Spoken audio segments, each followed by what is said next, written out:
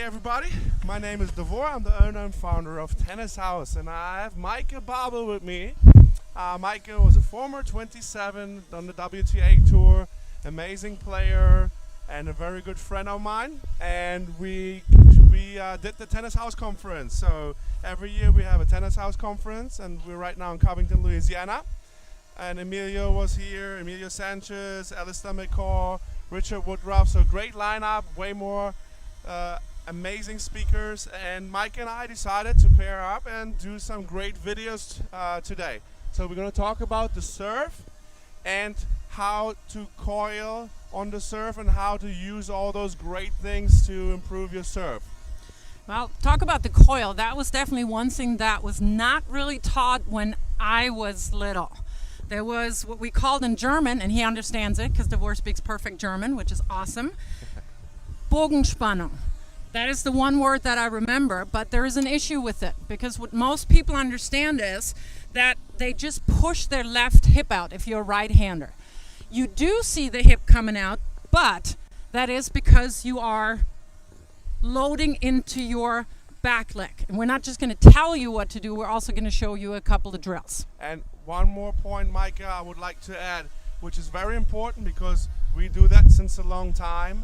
And if you just push your hip out, what is important, it's a big risk factor of injury. Because when you load into your legs, there's a lot of force that goes into it. So if you just push the hips out and you load into your legs, that can be, on a long run, not as good for your hip as you would like to be. And one more thing, since we're right here, we have a drone up there. That's why you're going to get the footage this way. And you're going to get the eagle eye view so you can see the coil in the video. All right, so I'm going to show you how I was taught, and then we're actually going to fix my serve. So I was taught to be pretty much straight on. Sideways, yes, but that's really difficult to get this turn, this coil. So one super easy fix is that you just stagger your feet a lot more. And immediately, I feel when I'm turning here, I'm feeling a stretch everywhere.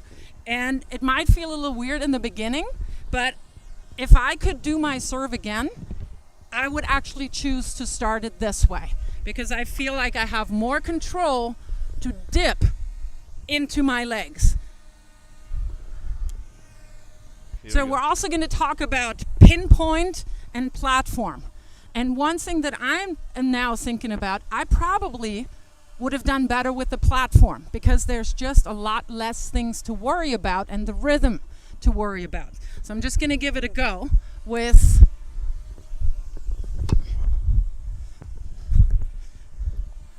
a couple of platform serves.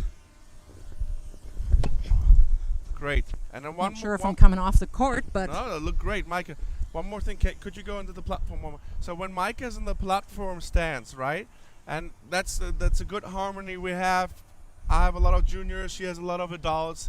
So when kids like to do crazy things, and they do a lot and too much most of the times on the court. So if you have the platform, Meike has a great base already. So the kids or the beginner adults or whoever you are, there's less to mess up. So it's important to have a stable base because if the base is not good, then the rest is going to crumble. So you have a great base and good balance. I just wanted to point that out because I think that is very important because when you do the pinpoint, you're going to slide and drag your right foot to the left foot, and then you're going to have advanced feel for and body for holding that position. It's not so easy when you're sliding in here. This is not easy to hold it. So for kids especially and beginner players, I would say, you know, that can be challenging. But teaching for a long time now, you know, you have always players that can do it and that can manage it, right? So you always have players that will come out and they were going to slide in and they're going to hit that serve and do everything perfect, right? So you always have to see, and that's important, I think, in our job, that doesn't matter who's coming to you, there will always be players that get it quickly. Like the same with the backhand volley, right? Like a lot of players are weaker on the backhand side, and then you see a lot of coaches teaching the backhand volley with two hands, but you know, I like to try it first with one hand because there are a lot of players that can still manage it, right? And the same on the serve. Look what they do and then adjust to that. Yeah, and I agree. I mean, you don't want to force anything on somebody if they already have a certain skill set coming in. There's always ways to tweak it.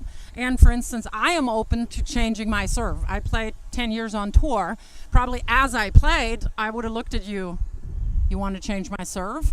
But now, one of the major reasons actually is to prevent injury. And I had to retire because of injury. And here's one reason, perhaps, that worked into or against me.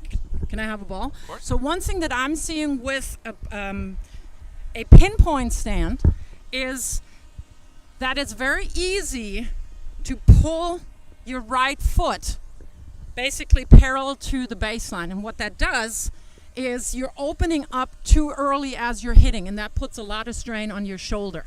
So it's difficult to get footage from me when I played. I don't want to say that facilitated my shoulder injuries, but for me personally, platform stance is easier to stay sideways longer.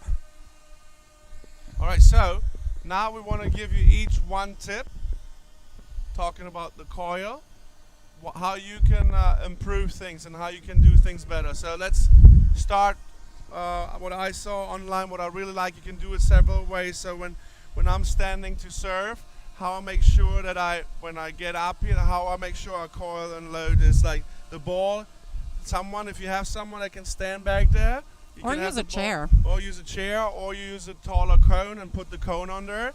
And then you can tell the players just to rotate in the back leg and throw the ball up. And make sure that when you do that, I'm not going to throw the next one, when they come down here and load into the back leg, that they throw the ball up. Because when you, as you all know, the serve motion, it's an upward motion, we hit up, so it's not like throwing the ball forward. That is very important. So when you into the back leg, and then you can go up, and you can do that with the medicine ball. You can do that like later on to work on tossing it up. There are different variations of what you can do. He almost took out the drone. I'm glad it didn't fall down. That would have cost me a lot of money there. All right, Meike, what is the next tip? And maybe I can grab the camera for this one to show you a better view. Yeah.